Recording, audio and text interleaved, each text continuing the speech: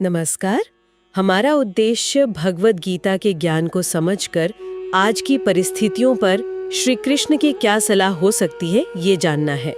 तो आज हम बात कर रहे हैं सेवानिवृत्ति पर। जीवन का वो दौर जहाँ स्वतंत्रता तो बढ़ जाती है, पर हाँ, कई बार एक खालीपन सा लगता है। पहचान का संकट भी महसूस होता है। मतलब काम छूटने के बाद एक मनोवैज्ञानिक खालीपन आ सकता है, जैसा हमारे स्रोत भी बताते हैं। यहीं पर भगवद गीता का ज्ञान एक मार्गदर्शक की तरह सामने आता है। ये सेवानिवृत्ति को सिर्फ आराम का समय नहीं, बल्कि यूं कहिए कि आत्मखोज और आंतरिक संतुष्टि का एक गहरा अवसर मानने की दृष्टि देता है। खास तौर पर हम गीता के दो स्तंभों पर ध्यान देंगे, निष्काम कर्म और वैराग्य। तो चलिए इस पर थोड़ी गहराई से बात करते हैं। पहला सिद्धांत है निष्काम कर्म। वो अध्याय 2 श्लोक 47 याद आता है, कर्मण्येवाधिकारस्ते मा फलेषु कदाचन। मतलब कर्म करने में ही अधिकार है, उसके फलों में कभी नहीं। इसका सीधा सा अर्थ है कि अपना काम पूरी लगन से करें, पर परिणाम की चिंता या उससे बहुत ज्यादा जुड़ाव ना रखें। सुनने में तो ये सरल लगता है, पर क्या ये असल जिंदगी में उतना ही आसान है? हाँ, ये सवाल बहुत महत्वपूर्ण है।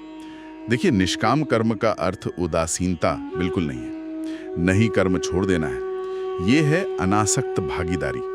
मतलब कर्म करें, पूरे उत्साह से करें, पर उसके परिणाम से खुद को ना बांधें। अक्सर लोग सोचते हैं कि रिटायरमेंट मतलब काम खत्म, पर गीता कहती है कर्म से रिटायरमेंट नहीं होता। हाँ, फल की आसक्ति से उससे अनासक्ति जरूरी है। इससे होता क्या है कि सफलता की परिभाषा बदल जाती है। बाहरी नतीजे उतने जरूरी नहीं रहते। कर्म की गुणवत्ता, आपकी ईमानदारी, वो ज्यादा महत्वपूर्ण हो जाती है। और हाँ, इससे वो तनाव भी कम होता है जो हमेशा रिजल्ट सोचने से आता है। हाँ, ये बात तो है। फल की चिंता छोड़ने से तनाव तो यकीनन कम होगा। और दूसरा सिद्धांत आपने बताया वैराग्य, अनासक्ति। इसका मतलब जीवन से भाग जाना या भावनाहीन हो जाना तो नहीं है? नहीं, बिल्कुल नहीं।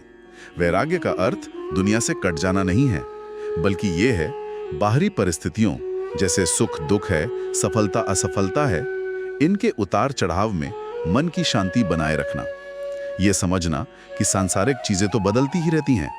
और इसी वैराग्य से आप कह सकते हैं समत्व का भाव आता है। मतलब हर स्थिति में समान रहना। गीता में तो योग को समत्व ही कहा गया है, समत्वम योग उच्यते। अच्छा, समत्वम योग उच्यते। तो ये जो भावनात्मक संतुलन है, ये सेवानिवृत्ति की चुनौतियों जैसे मान लीजिए स्वास्थ्य में बदलाव आ गया या कभी अकेलापन लगा, उसमें ये समत्व भाव बहुत मदद कर सकता है फिर तो। जी हाँ, बिल्कुल। ये हमें शांति से प्रतिक्रिया देना सिखाता है ना, न कि बस भावुक होकर रिएक्ट करना। सही कहा। लेकिन वो जो पहचान का संकट आता है, अक्सर नौकरी चली गई या भूमिका बदल गई, तो लगता है अब मैं कौन हूँ, उसका क्या? उसके लिए गीता का स्वधर्म का सिद्धांत बहुत प्रासंगिक है। स्वधर्म यानी अपनी सहज प्रकृति, अपनी अंदर की आवाज को पहचानना और उसके अनुसार जीना। गीता 3.35 कहती भी है कि अपने स्वधर्म का पालन, भले ही वो ऊपरी तौर पर अधूरा सा लगे, दूसरे के धर्म से श्रेष्ठ है। तो सेवानिवृत्ति अपनी उस सच्ची पुकार को, उस स्वधर्म को खोजने का एक बहुत अच्छा अवसर बन सकती है। ऐसा काम जो बाहरी पहचान या पद के लिए नहीं, बल्कि आंतरिक संतुष्टि के लिए हो। अच्छा, तो स्वधर्म मतलब सिर्फ कोई नौकरी या पेशा नहीं, बल्कि अपनी भीतरी प्रकृति के अनुसार जीना।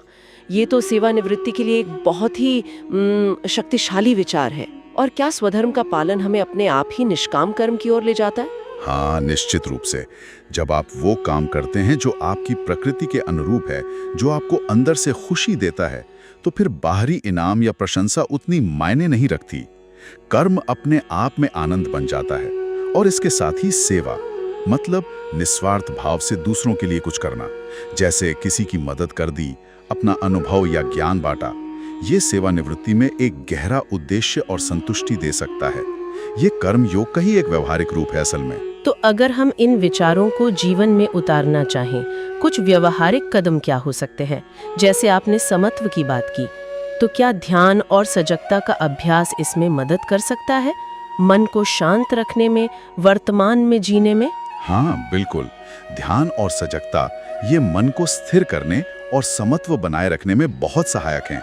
और इसी तरह आत्मचिंतन, थोड़ा रुक कर सोचना कि मेरी वास्तविक प्रकृति क्या है, मेरी सच्ची खुशी किस चीज में है, यही स्वधर्म को पहचानने की प्रक्रिया है। और निष्काम कर्म के लिए शायद अपने कामों को और उनके फलों को ईश्वर को समर्पित करने का भाव, या बस कर्तव्य समझकर करना और परिणाम से अनासक्त रहना। जी। और साथ ही जो मिला है उसके प्रति कृतज्ञता, ये भाव भी शायद मन को शांत रखता होगा। हाँ, कृतज्ञता और समर्पण का भाव ये अनासक्ति को साधने में बहुत मदद करते हैं। और जैसा हमने कहा, सेवा, निस्वार्थ भाव से दूसरों की मदद करना, ये जीवन को एक नई दिशा और अर्थ देता है। ये सब मिलकर सेवानिवृत्ति को सही मायनों में सार्थक बना सकते हैं। तो संक्षेप में कहें तो गीता हमें सेवानिवृत्ति को एक अलग ही नजरिए से देखने की प्रेरणा देती है। अपने काम को स्वधर्म के अनुसार फिर से परिभाषित करना, कर्म आनंद से करना, ना कि आनंद के लिए, वो निष्काम कर्म जो हमारे नियंत्रण में नहीं है उसे स्वीकार करना सीखना, वैराग्य और समत्व, और निस्वार्थ सेवा से जीवन में उद्देश्य पाना।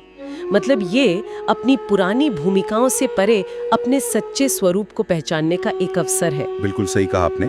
गीता ये स्पष्ट करती है कि जीवन में कर्म से कभी रिटायरमेंट नहीं होता।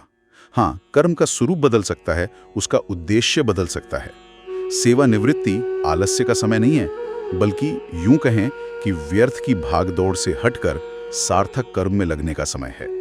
और अनासक्ति ही इस नई यात्रा को शांति और स्वतंत्रता से जीने की कुंजी है। और जाते जाते एक विचार छोड़ते हैं सबके लिए। जब कोई व्यक्ति अपनी पिछली भूमिकाओं और पहचानों के मोहों को छोड़ना सीखता है, तो इस प्रक्रिया से उसका कौन सा वास्तविक छिपा हुआ स्वरूप उजागर हो सकता है?